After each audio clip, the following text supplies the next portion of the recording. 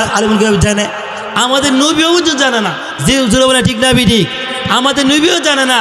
আল্লাহ তাআলা নবীকে এর শক্তি দেন নাই যে আলিম গায়ব যে জানবে। আজকাল তথাকথিত যে সমস্ত নামদারি সুন্নিরা যারা বলে নবীও আলিম জানে, যে শক্তিটা ছিল আল্লাহর একমাত্র একাত্ম, আল্লাহর সাথে কাকে শরীক করা যাবে না।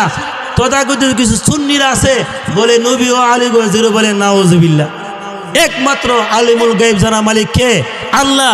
আল্লাহ যেহেতু জানে, আলিমুল গায়ব হিসাবে আল্লাহ জানে আমরা গুনাহ করতে পারি। সুতরাং আল্লাহ তাআলা বলেছেন, ও আমার বান্দারা, তোমরা যদি গুনাহ করবাই, গুনাহ করার পরে ক্ষমা চাইবা, এই জন্য আমি আল্লাহর নাম গাফফার। জোরে বলেন সুবহানাল্লাহ।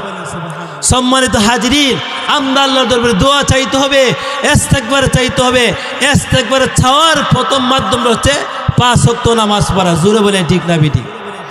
নামাজ ছাড়া কোনো মুমিন মুসলমান পরিপূর্ণ ইমানদার হইতে পারবে না। নামাজ ছাড়া কোনো মুসলমান নরনারী